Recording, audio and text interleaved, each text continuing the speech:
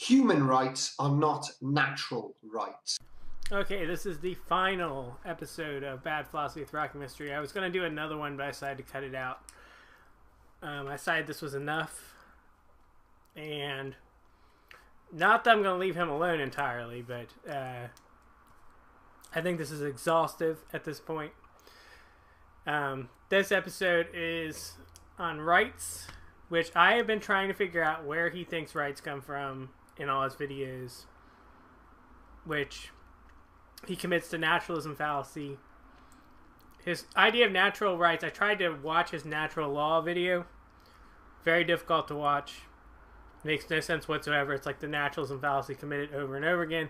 But also his ideas of rights, as I point out in the abortion and like some of his more political videos, are nonsensical. They don't make any kind of logical sense whatsoever. They most closely resemble Locke, but Locke actually put some thought into his rights. So they most closely resemble Locke. Also, when someone says natural law is not a term that refers to a specific kind of philosophy. And also, when you're talking about the legal definition of natural law and the ethical definition of natural law, they're usually delineated. But when people say natural law to me, I think of Thomas Aquinas. That's who I think of.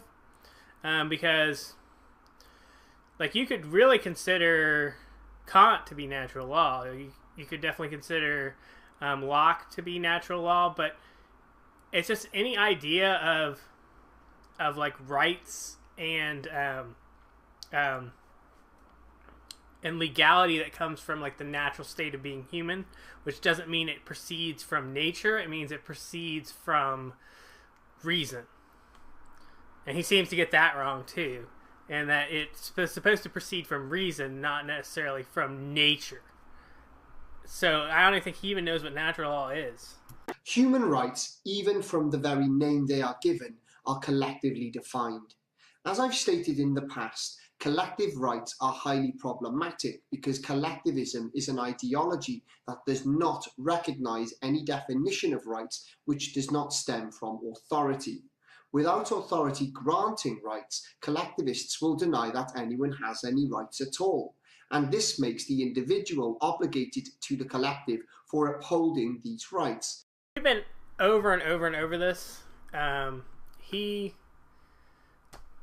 always says that you believe are collectivists, or which concludes pretty much everyone who doesn't have his same political ideology believe that rights come from authority or come from the state, and that in a state of nature you wouldn't have rights. Which that would be like Hobbes. Hobbes says like in the state of nature. Hobbes doesn't say in the state of nature you don't have rights. He says in the state of nature there's no morality.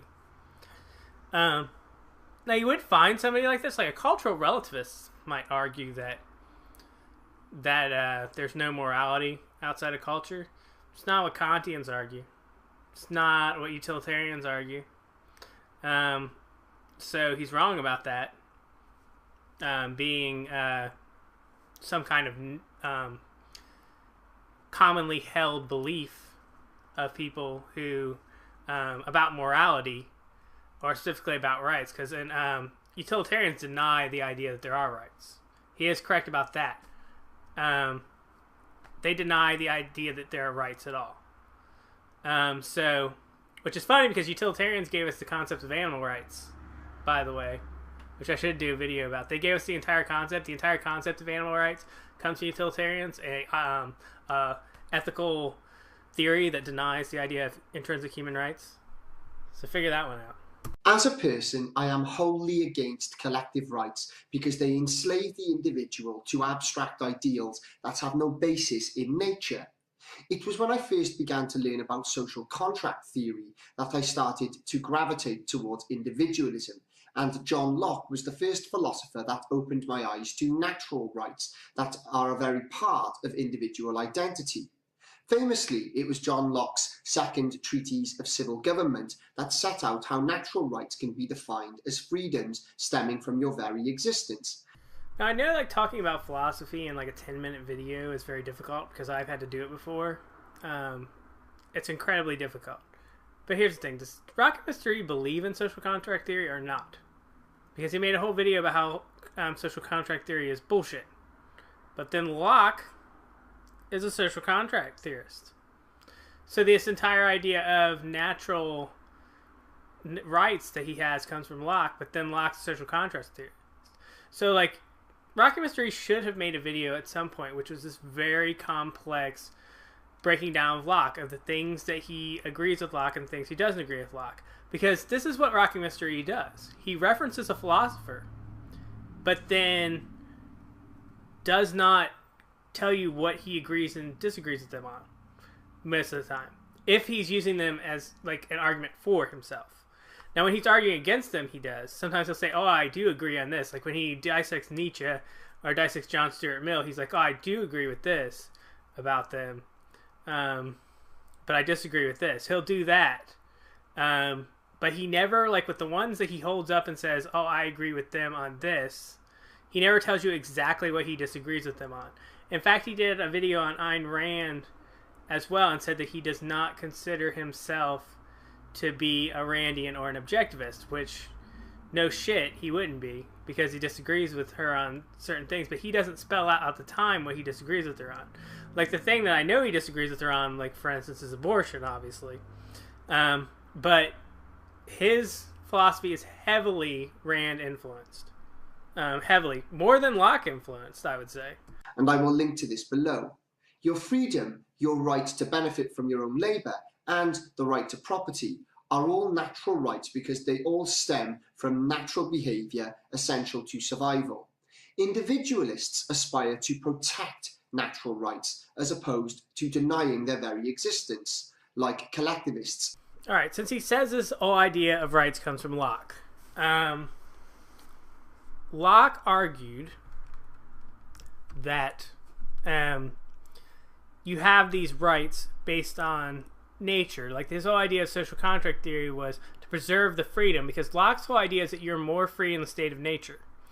But he said the entire idea of being in a society meant giving up some of your freedom, which is why he's a social contract theorist.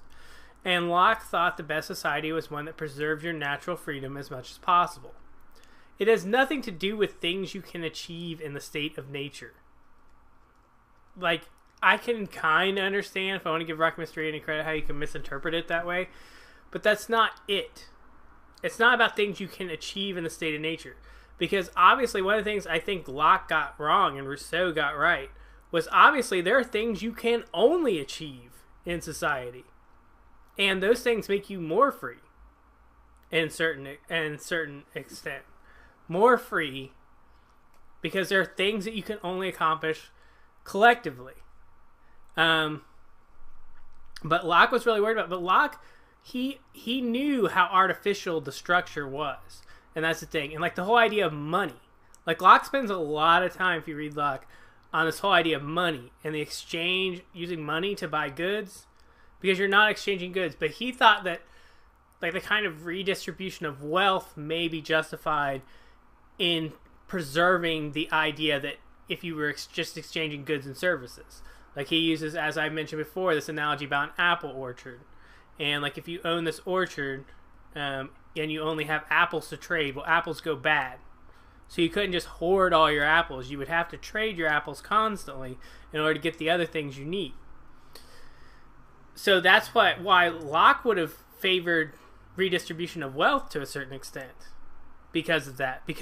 And for the very reason that Rocky Mystery opposes it. Because he thinks redistribution of wealth preserves naturalness, not is against naturalness. Collectivists oppose natural rights because they can't be legitimately taken away or denied. This means that social and economic engineering is out of the question. By the way, Rocky Mystery thinks your rights can be taken away. If you express an idea that he doesn't like, he thinks your free speech rights can be taken away. Just watch his video on free speech and watch his video on banned socialism. He thinks that if you say things that he doesn't like, your rights to free speech can be taken away. So the fact that this fucker, like, portrays himself as being some beacon of freedom is absolutely hysterical. One of the few genuine concerns that collectivists have with natural rights is that historically natural rights have been granted by God.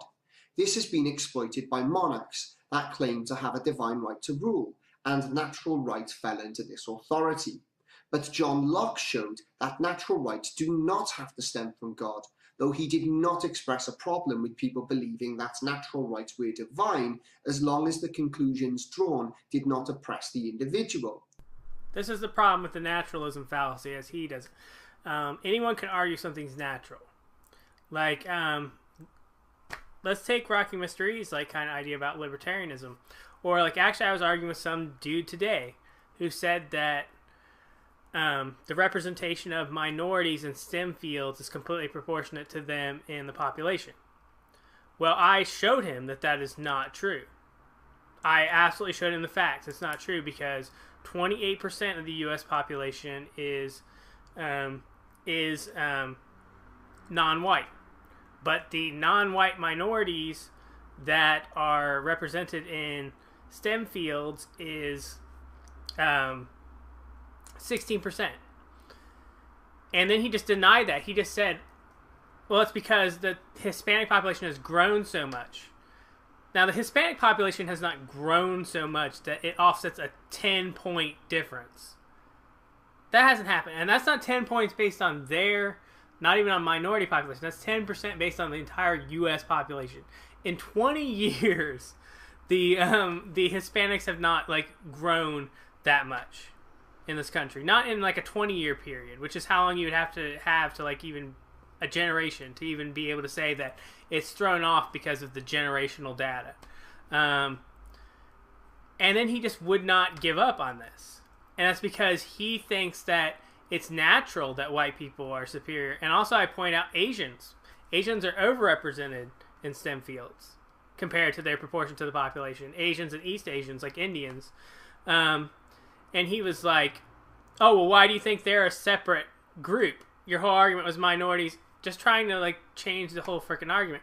And it's because the reason that they don't have that problem is because they are economically advantaged compared to Hispanics and African Americans. He was making a completely natural argument that STEM fields are filled with white people, therefore white people naturally are better at STEM fields. This is the kind of argument that people make and people like Rocky Mr. E make all the time. That's the problem with it. It can always be used to advocate for the status quo. Now, as for coming from God, natural law and natural rights do come from God, as I mentioned Aquinas. Though it's even earlier. It goes back to the Greeks, but they made kind of reference to God too. Locke makes explicit references to the rights coming from God. Now, Rocky Mr. E is an atheist, so he wants to distance himself from that, which is fine. I think Locke's idea of natural rights could work without God. But he's ignoring Locke's a ton of stuff from Locke. He's ignoring Locke's advocacy of social contract theory, his advocacy of democracy, representational democracy, republican democracy, his advocating for a certain amount of redistribution of wealth. Like, he ignores all the stuff about Locke that he just doesn't want to deal with, or he never really read Locke, which I don't think is impossible. Locke also went a step further by stating that natural rights could also be drawn from rational inquiry, and this is where I stand as an atheist individualist. Locke was making that argument from the beginning. Like, the natural inquiry. This is where he doesn't get. Locke is saying that it's based on reason, not based on nature. Like, he argues that it's based on nature, like, over and over and over again. In fact, I tried to watch his other videos on rights, and I just kept getting upset because he kept making these arguments about nature, and he kept bringing in empirical data, too. And, like, he doesn't realize there's no amount of empirical data you can bring in that would make the basis for a moral argument. There's none. Like the is-ought fallacy. There's no amount of it. In fact, I watched one of his videos and we're 10 minutes in before he actually brings any philosophy into it. Instead, he's just talking about his ideas about how civilization began. Like the entire time, which is erroneous, a lot of it, and pure speculation. But also is backed up by this incredibly ridiculous pseudoscientific justification. And like 10 minutes in before he gets into any philosophy. It was just absolutely ridiculous to me. But Locke was doing that from the beginning. Locke was saying it was based on reason. Aquinas is too. Aquinas believes the rights come from God, but he's still basing it on reason. Aquinas wasn't just jerking off the whole time and reading the Bible. Wasn't just pulling shit from the Bible. Like he was influenced by Aristotle, and his whole idea of natural rights and natural law is very complex and is based on reason and logic. Even though he was Catholic and he brought a lot of theology to it, and it's very God-based, but it's not just nonsense. It's not just appeal to the Bible. Aquinas is probably the most interesting and relevant, explicitly religious medieval philosopher to read, because his influence on ethics and political philosophy is still relevant. And theology, obviously, if you're not interested in theology, then you can skip a lot of Aquinas, but he still has relevance in ethics and political philosophy. If you take a course, like a survey course in political philosophy, and they don't discuss Aquinas, then I don't think they taught you political philosophy very well, because I think you need to bring up Aquinas at some point, because a lot of the groundwork of certain things come from him. Human rights have become the preferred template for collectivists because, for the most part, they're drawn from appeals to authority and popularity. Once again, straw man. The whole concept of human rights as we know them today are Kantian. They're Kantian based. They are deontological Kantian ethics. After World War II, the concept of human rights expanding. A lot of countries in Europe, after World War II, that's when the UK started to think about having an expanded benefit system for citizens and socialized healthcare. There were some countries that already had socialized healthcare. In fact, when right-wingers want to say that the Nazis had socialized healthcare, they had socialized healthcare before the Nazis, as Germany did. It existed all the way back to at least World War I think. So Germany already had socialized healthcare. But things like that were expanded after World War II, basically based on Kantians, and that was because we took a very utilitarian approach to World War II, where you could just bomb the shit out of a city with civilians, like the Blitz in London or Dresden in Germany, or the U.S. dropping these bombs on Hiroshima just to win, or just to intimidate the enemy. And after World War II, people took a good long look at this, and the concept of human rights, which are Kantian derived, and philosophers at the time who were Kantians, really pushed for this expanded idea of human rights. And groups now that, like the UN, which formed after World War II, and a lot of left-wing groups really latched onto this idea of rights that was essentially developed from a Kantian perspective. So the human rights that we have now are very much forged after World War II, because of how horrific World War II was. And specifically for the dropping of the bomb on Hiroshima and the dropping of the bomb on Nagasaki, and us looking at that and just seeing how horrific we were, how Dresden was bombed, how London was bombed, and just having this idea of rights that are concrete and that everyone should have and should be universal regardless of what country you live in. How are these granted by authority? Because they're supposed to be for everyone in the world. Basic human rights. They're for everyone in the world. If your country doesn't recognize them, we have a problem with your country. They're not relativist or authoritarian. Even the name human rights indicates that they belong to groups, not individuals, the word human being an adjective defining a collective species. I'm sorry, I don't really have an argument, but isn't that the dumbest fucking thing you've ever heard in your life? It's important to note, though, that a few of the ideals behind human rights are very noble and can even be compatible with natural rights. This includes Article 3 of the Universal Declaration of Human Rights, the right to life, liberty and security of person.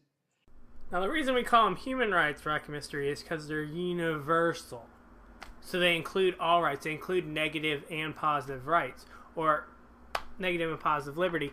Now, I hate the term negative and positive liberty. I think you have a right to autonomy. Like, I think you have the right to not be crushed by society. Like a society that has... Because it really is true that if your society is oppressive, then you don't have freedom in that society. Unless you're on the top of the totem pole. Like, everyone at the bottom should have just as much autonomy as everyone at the top. Now, I say autonomy. This is not a Marxist argument. It's not a communist argument. Not having the same stuff, not having the same income, not having the same life completely, it is the same autonomy. That is what people should have. That's what he's going to object to. A second would be Article 4. No one shall be held in slavery or servitude. Slavery and the slave trade shall be prohibited in all their forms. Article 10 is also an example. Everyone is entitled in full equality to a fair and public hearing by an independent and impartial tribunal in the determination of his rights and obligations and of any criminal charge against him. In summary, the articles within the Declaration that recognise every person's right to own property, start a family through natural reproduction, and to be recognised as a free person are compatible with natural rights. Now I want to talk about one of the rights that he thinks is okay. He thinks about being like charged with a crime, that you have the right to like kind of just like due process. Now, if a person is poor and they can't afford a lawyer, does he think that they have a right to a lawyer? Because that's not really in there. It's in the U.S. Constitution. I'm sure like many other countries have it in their constitutions as well, that you have a right to an attorney. Here you get a shitty attorney. You get like a public defender. Because the one time I ever was charged with a crime, I got a public defender. I ended up getting dropped, thank God. But she was like the worst lawyer imaginable. She kept telling me to plead guilty. And no matter what I wanted, she kept telling me she had to do what I wanted. Like, she made it clear that she had to do what I wanted, but she was really resistant to doing anything I wanted at the same time. Like, would try to talk me out of it, but at the same time she would tell me, I have to do what you wanted. The only way I could think that she could be a worse lawyer is if she didn't tell me that. If she just said, no, we're going to do this. But I had the shittiest lawyer ever because I was a college student and I had no money, and I had the shittiest fucking lawyer ever. If it had gone to trial, I would have been at a huge disadvantage because I basically had the worst lawyer imaginable. And I've talked to other people who've had public defenders. They either got in trouble when they were young or they were poor or whatever, and they ended up with a public defender.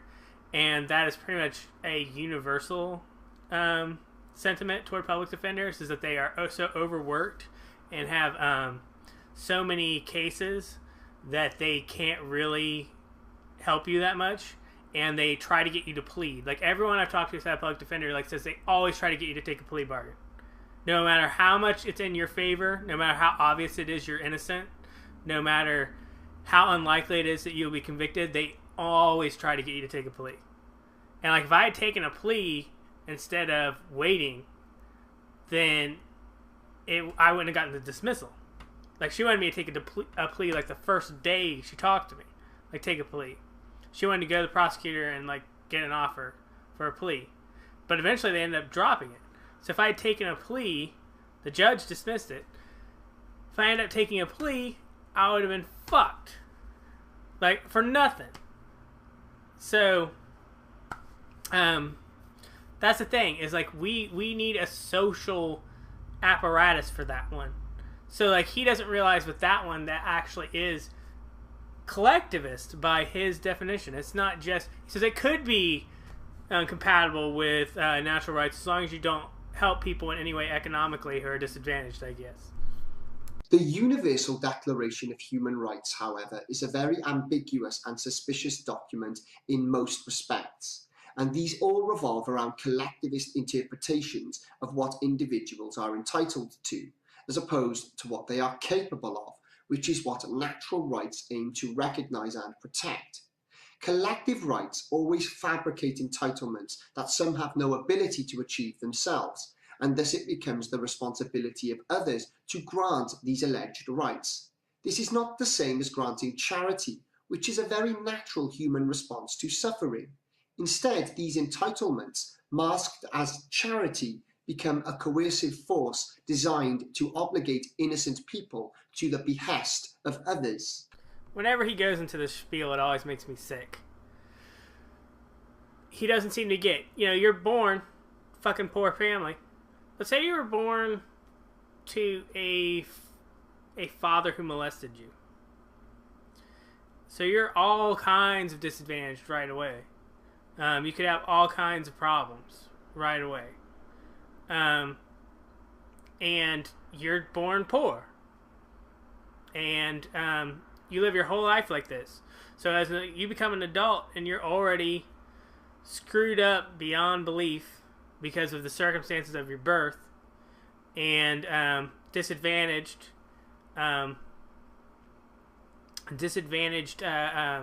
economically, and let's say you can't get the psychiatric help you might need, because you might need that if you were abused as a child. As somebody who actually grew up with an abusive upbringing, like, I'm so glad that when I was in college they gave me a therapist, even though, once again, it was a shitty therapist because it was free. But they gave me a free therapist because I don't think I would have got through college because of the abusive household I grew up in, if without a therapist. I was still technically paying for it, though, because it was granted by the college. So, like, if you have all these disadvantages, yeah, people who didn't have those disadvantages should help out the people who have those disadvantages. It's just a very basic concept. He wants to say he's not a dick because he believes in charity, but this guy probably never gives anything to charity. Guys like this never do. They've done studies to prove it. Here are some of the most prominent examples in the Universal Declaration of Human Rights that demonstrate this.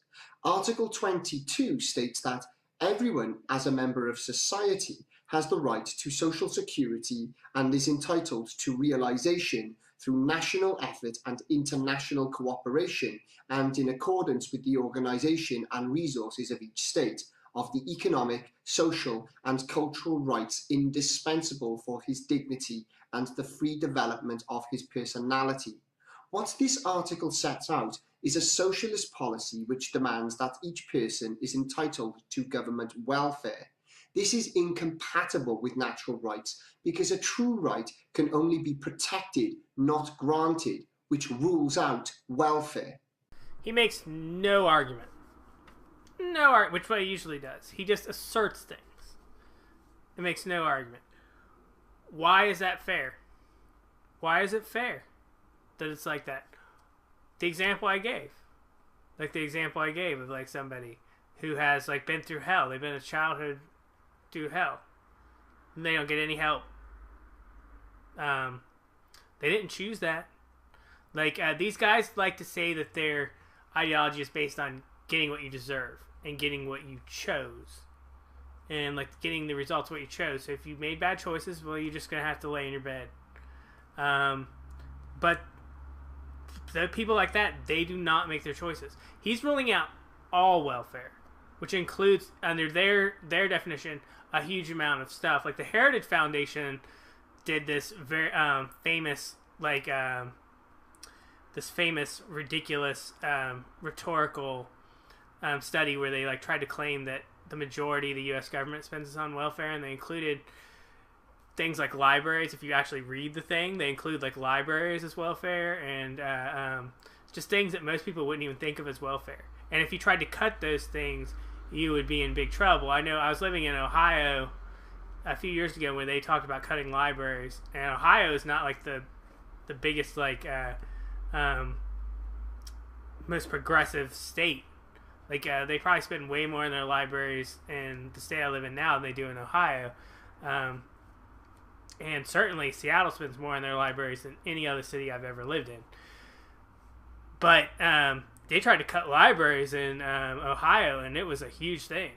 Like the governor found himself like with all these people protesting the cutting of libraries. Because most people, they don't consider libraries to be welfare. This second example is even more collectivist. Article 23(1) states that everyone has the right to work, to free choice of employment, to just and favourable conditions of work, and to protection against unemployment. This is identical to demand number 8 of the Communist Manifesto, wherein each person has equal liability to labour. No one, however, has a natural right to work without acquiring it through merit and negotiation. This is one of my favorite, like, little rhetorical things that right-wingers do. Like, they try to portray, like, the idea of everyone having a job as being bad. Like, the idea that everyone who wants a job should have one. Like, President Kennedy said that. And I had a friend who, when I was younger, who's really right-wing, and he said that he found when Kennedy said that to be abhorrent. It was abhorrent that he said that. That he said that everyone who wanted a job should have one. What a horrible thing. And, like, I don't think a president could say that in our country now. If Obama said that tomorrow, it would be on the news and he'd be attacked, like, ridiculously. I think that's just kind of stuff that they used to say, though. They used to say stuff like that. Our politicians did in the United States. They need to start saying stuff like that again. Like, if Elizabeth Warren ran for president, she would start saying stuff like that. She's already said stuff like that as a senator. We need politicians to say stuff like that. But let's look at his claim about the Communist Manifesto. I have it right here. 8 of the Communist Manifesto demands equal liability of all to labor. Establishment of industrial armies, especially for agriculture. It's not really identical at all. I see how it's kind of has some similarities, but no, it's not the same. It's not the same claim. Him saying it's identical is just factually incorrect. And the Communist Manifesto, like, does have, like, some wording of things that would strike you as extreme. Like, they want to get rid of all inheritance. And I've said before that I don't think you should get rid of all inheritance, but I think, like, the idea that you shouldn't tax inheritance at least at the rate that you tax income is absurd. And when you, James, mirrored my video, there was a guy in there who, like, found that to be unethical. For me to say that inheritance should be taxed at least the rate of income, like, I think if you don't think that, you're crazy. If you don't think that it should be taxed at least at the rate of income, that somebody gets a huge windfall from their parents or their uncle or whatever, and they get to keep it all, but if you work for that money, you get taxed. Does that make any fucking sense? Like, right-wingers should be against that for the very principles that they claim. Though they do have a natural right to benefit from their own labour without this being stolen, or what collectivists often call wealth redistribution.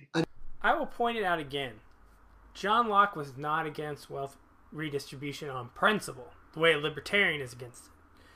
He would have probably wanted it to be limited to as small amount of redistribution you can to make the system work and to preserve the natural rights of human beings. But he would have been in favor, not against it on principle. He wouldn't have considered it theft. Probably not. Maybe. Like, some people say Locke's like a libertarian. It depends on how you interpret Locke. I seriously doubt he would, though. He definitely does not have the views that Rocky Mystery does, because Locke believed in democracy. In fact, Locke believed in democracy in almost a way that was just too confident, because he believed that people would preserve their own, they want to preserve their own rights, so when they were in the majority, they wouldn't vote to take away other people's rights, which U.S. history and history of some other countries have proven this to be false. But Locke was not against redistribution. The only people who are against redistribution on principle are libertarians. Like, if you're against it on principle, and if you're not against it on principle, and even people who identify as libertarians, Jon Stewart does this whenever he has a libertarian on a show. He talks about redistribution, and he gets them down to specific points. which when you argue with libertarians, I know there's some people who watch my videos who are libertarians, which if you argue with libertarians, get them down to specific points, because once you agree into some form of redistribution or some form of social welfare or something, then we're just talking about proportions. Because you have to be against it on principle to be able to call it theft. Because it's not theft. If you, because even Ayn Rand says, Ayn Rand is in favor of progressive taxation. If you read Ayn Rand. Like, I keep having these idiots come on my Ayn Rand video and go, you don't understand her philosophy. She says explicitly she believes in progressive taxation. Read her.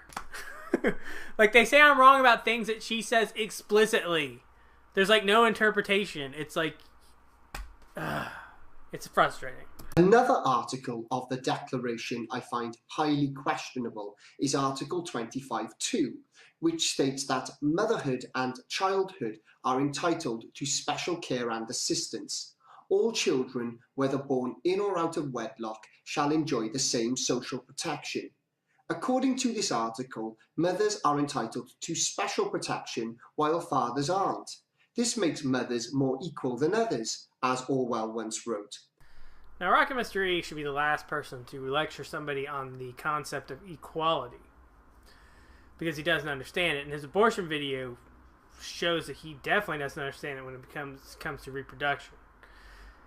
The reason it says mothers here is because of women's prenatal care and care for them while having their children and things like that. That's why it says it there. That's why it says it there. It's not to exclude fathers, because there's included social welfare for fathers. What they're talking about is women who are about to give birth, women who are pregnant. Men don't get pregnant. That's why it's not there. Rocket Mr. E hates women, and he has daughters, which fucking scares the shit out of me. Considering parenthood is a natural right, and there is no reason at all to believe that either a mother or a father has a greater right to be a parent, this article makes a mockery of natural parental rights. What's more, this article contradicts Article 16.1 of the Declaration of Human Rights, which states that men and women of full age, without any limitation due to race, nationality, or religion, have the right to marry and to found a family. They are entitled to equal rights as to marriage, during marriage and its dissolution. Fathers being denied equal access to their own children upon the dissolution of marriage is therefore a violation of this article. Wow, is he reaching? Yeah, moron. That's because they're talking about two different things. They're talking about women getting birth and being pregnant, and then they're talking about parental rights. They're talking about two different things. Your straw man of the first one is in contradiction to the other one. But you know, these are written by the same people. So they're fully aware. They understand nuance, Rocking Mystery. Rights are not entitlements, and they come with responsibility. In the present culture, many will conflate right with charity, using this to justify coercion in the name of a self-righteous goal. It would be like if somebody said that people with certain political ideologies were banned from public discourse because they didn't like those ideologies. It would be exactly like that. With this in mind, perhaps the website A Voice for Men, rebranding the men's movement to the men's human rights movement, should reflect on what a right is very carefully, instead of bowing to the politically correct dogma, forcing everyone to adhere to a collectivist definition of rights. I want to thank Rocking Mystery for pointing out how stupid he is, because I wouldn't have noticed this if he hadn't pointed it out just now. Rocking Mystery used to identify as a MRA. He doesn't anymore, I was told. And I've verified this from his blog that he doesn't. Probably because his views are so strange and stupid that most MRAs are even smart enough to see through them. But he just said at the beginning of this video that human rights are collectivist because they define rights by a collective of people, which are humans. Aren't men a collective of people? So all this time, like, I think this one was recorded when he was still a men's rights advocate. So wouldn't being a men's rights advocate also make you a collectivist? And he used to say that men's rights activists could not be left-wing. That was one of his big things. That was one of the first things he did that pissed off men's rights activists. I don't think they can, because I was arguing with the MRA the other day who expressed some indication to me that he was not right-wing, if at the very least, because he disparaged Fox News and compared me to Fox News, which is hysterical. But showed that he was not right-wing. But I don't see how you can, because men's rights activists are reactionaries, and reactionaries are right-wing. All right-wing politics is essentially reactionary. It's essentially the people who are like, no, don't change anything because I'm used to it. That is right-wing politics. I know I'll piss people off for saying that, but that is right-wing politics right there. It's resistance to change because I'm used to it. That is what it is. Even more so than people who are rich and want to keep their money. Some people will say like right-wing politics is all about that. No, because there's poor right-wingers. It's, I'm used to this. This is how it's always been. So therefore you can't change it. Or they want to go back to a fantasy version of the past, which didn't ever exist.